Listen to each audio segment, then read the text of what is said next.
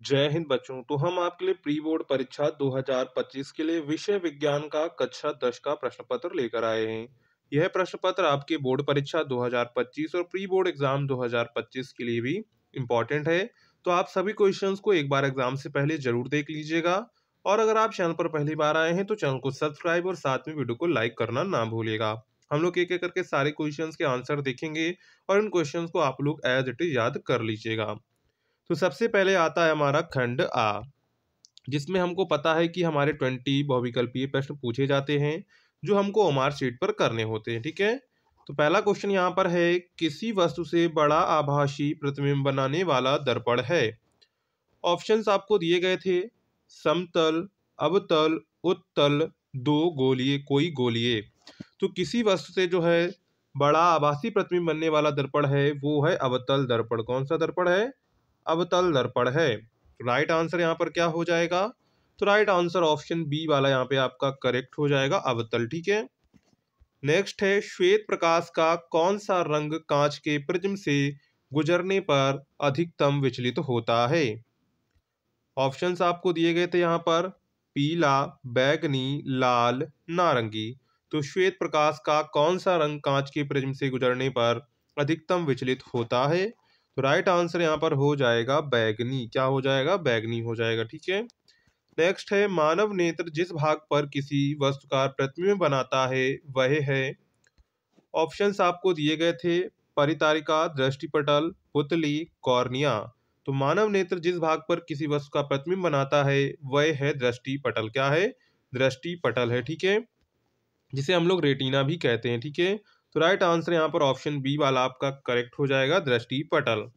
और आप लोग जो है टेलीग्राम व्हाट्सएप ग्रुप की लिंक आपको डिस्क्रिप्शन में मिल जाएगी, तो उसे आप जरूर ज्वाइन कर लीजिएगा। नेक्स्ट है, विद्युत परिपथ में विद्युत शक्ति का सही सूत्र है।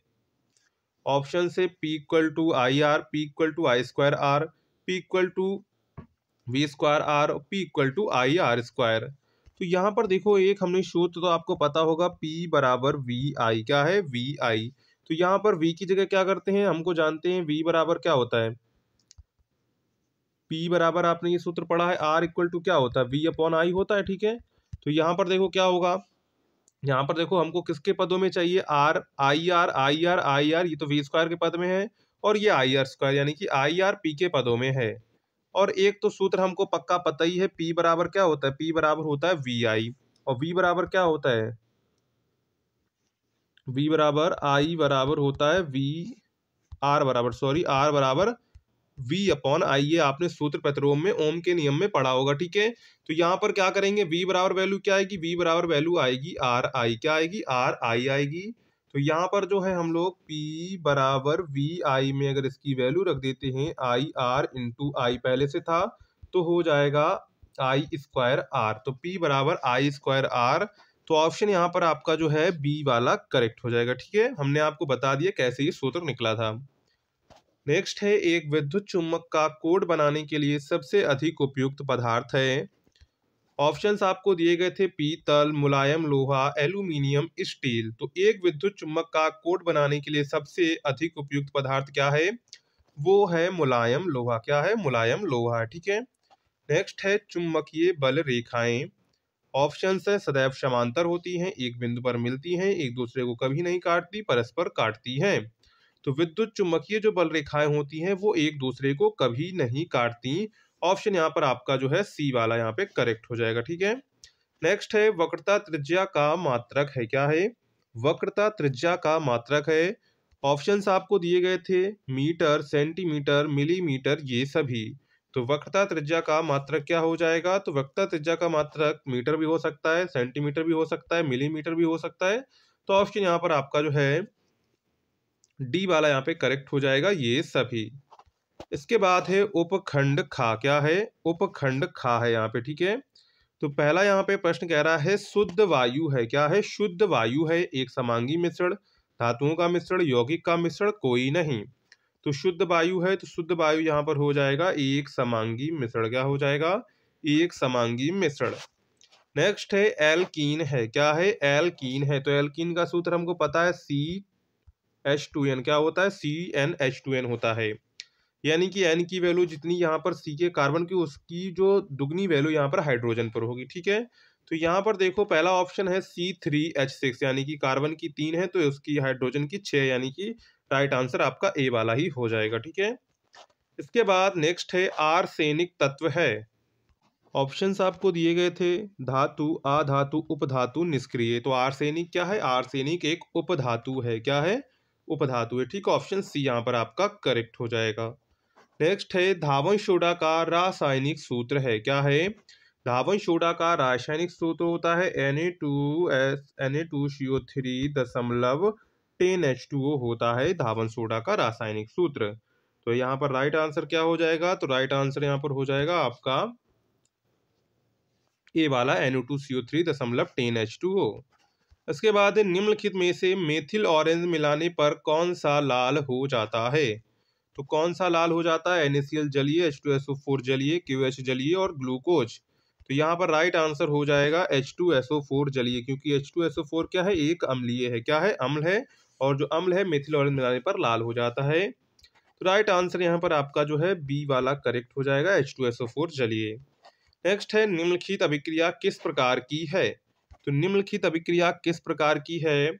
Fe2O3 दशमलव plus 2Al gives out Al2O3 plus 2Fe। संयोजन यानी कि संकलन अभिक्रिया, द्विविस्थापन अभिक्रिया, वियोजन अभिक्रिया, विस्थापन अभिक्रिया। तो यहाँ पर कौन सी अभिक्रिया है? तो यहाँ पर विस्थापन अभिक्रिया है। ऑप्शन यहाँ पर आपका डी वाला करेक्ट हो जाएगा, ठीक है। इसके बाद है उपखंड गा। क्या है? उपखंड गा है, ठीक है।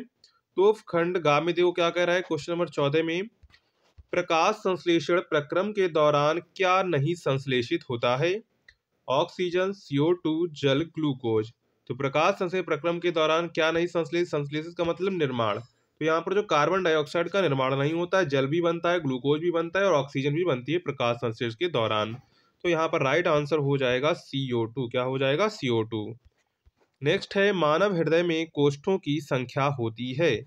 तो मानव हृदय में कोष्ठों की संख्या होती है 4, 2, 6, 8।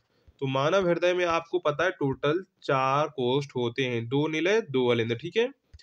अलैंगिक जनन द्वारा मुकुलन होता है। तो अलैंगिक जनन द्वारा मुकुलन होता है अमीबा, ईस्ट, प्लाज्मोडियम, लीशमानिया। तो अलैंगिक जनन द्वारा मुकुलन किसमें होता है? तो ये होता है ईस्ट में। किसमें होता है? ईस्ट में होता है, ठीक है। तो राइट आंसर यहाँ पर हो जाएगा ऑप्शन नंबर बी, ईस्ट, ठीक है। नेक्स्ट है मेंडल के अनुसार मटर के शुद्ध लंबे पौधे का जीन प्रारूप यानी कि जीनोटाइप होता है। तो जीनोटाइप होता है कैपिटल टीटी होता है दोनों, ठीक है।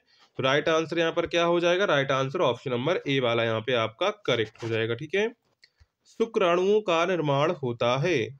तो शुक्राणुओं का निर्माण होता है शुक्रवाहिकाओं में, अंडाशय में, वृषण में, यकृत में।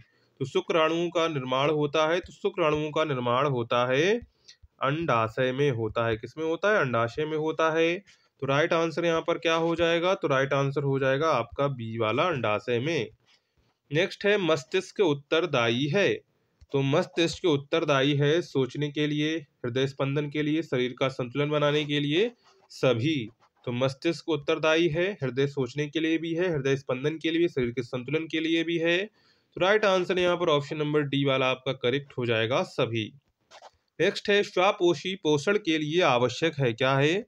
स्वापोषी पोषण के लिए आवश्यक है कार्बन डाइऑक्साइड, क्लोरोफिल, सूर्य का प्रकाश, उपरोक्त सभी। तो स्वापोषी पोषण के लिए आवश्यक क्या है? तो उसके लिए है कार्बन डाइऑक्साइड भी आवश्यक है, क्लोरोफिल भी आवश्यक है, सूर्य का प्रकाश भी आवश्यक है। तो ऑप्शन यहाँ पर आपका डी वाला करेक्ट हो जाएगा, उपर्युक्त सभी। इसके बाद उपखंड बा आता है, उसी के अंदर हमारा उपखंड का आता है, यानी कि इसमें हमारे फिजिक्स के क्वेश्चन पूछे जाएंगे।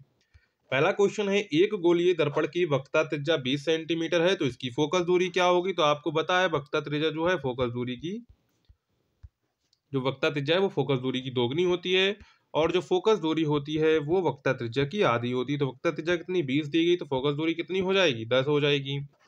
दूरदृष्टि दोष क्या है? इसे दूर करने के लिए किस प्रकृति का लेंस उपयुक्त किया जाता है?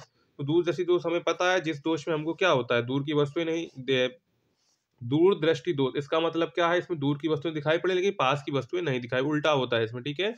और इसमें कौन सा लेंस लगेगा, इसका आंसर आप लोग कमेंट सेक्शन में बताएंगे, ठीक है। बिल्कुल सिंपल आंसर है।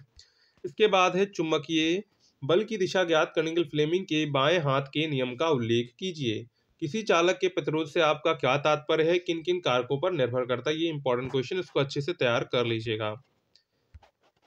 इसके बाद नेक्स्ट है, स्नेल का अपवर्तन का नियम क्या है? क्या पूछ रहा है? स्नेल का अपवर्तन का नियम क्या है? इसी में आपका खा क्वेश्चन है, किसी लेंस की एक डायोप्टर क्षमता की परिभाषा लिखिए। क्या है? किसी लेंस की एक डायोप्टर क्षमता की परिभाषा लिखिए। देखो, एक डायोप्टर क्षमता का मतलब है ऐसा लेंस जिसकी फोकस दूरी 1 मीटर हो, उसकी जो क्षमता होगी वो 1 डायोप्टर होगी।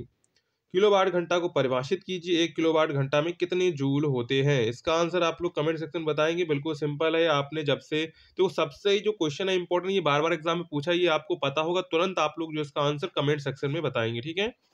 इसके बाद है, ऊष्माक्षेपी एवं ऊष्माशोषी अभिक्रिया का क्या अर्थ है? उदाहरण दीजिए। देखो, ऊष्माक्षेपी और ऊष्माशोषी दोनों अभिक्रियाएं हैं, जिसमें ऊष्मा का अवशोषण होता है वहां पे ऊष्माशोषी, और जहां पे ऊष्मा उत्पन्न होती है उसे ऊष्माक्षेपी अभिक्रिया कहते हैं। उनकी आपको एक रिएक्शन लिख देनी है। उदासीनी अभिक्रिया क्या है?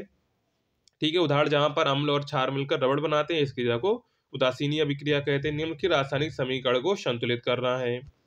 इसके बाद है क्वेश्चन नंबर 27, साबुन की निर्मलन क्रिया की व्याख्या कीजिए। क्या है? निर्मलन क्रिया की व्याख्या कीजिए, जिसे हम लोग मिशेल के नाम से भी जानते हैं।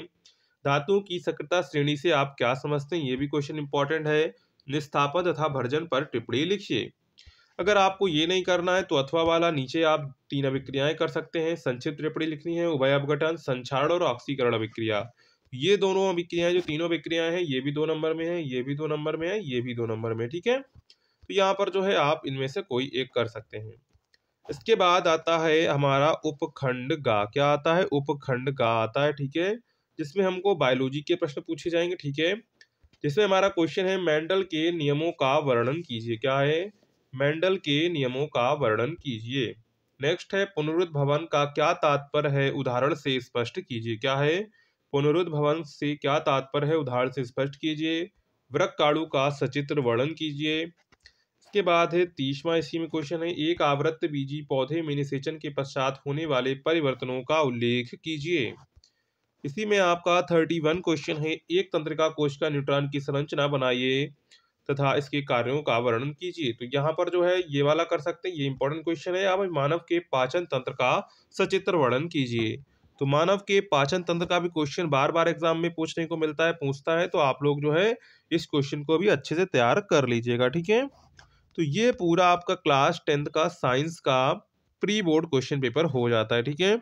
अगर आपको वीडियो पसंद आई हो तो वीडियो को लाइक करिएगा, चैनल को सब्सक्राइब जरूर कर लीजिएगा और वीडियो को अपने दोस्तों में शेयर करना ना भूलिएगा। ऐसे ही क्वेश्चंस पेपर आपको चैनल पर मिल जाएंगे, तो उनकी आप प्रैक्टिस कर सकते हैं। तो चलिए मिलते हैं नेक्स्ट वीडियो में, तब तक के लिए जय हिंद बच्चों।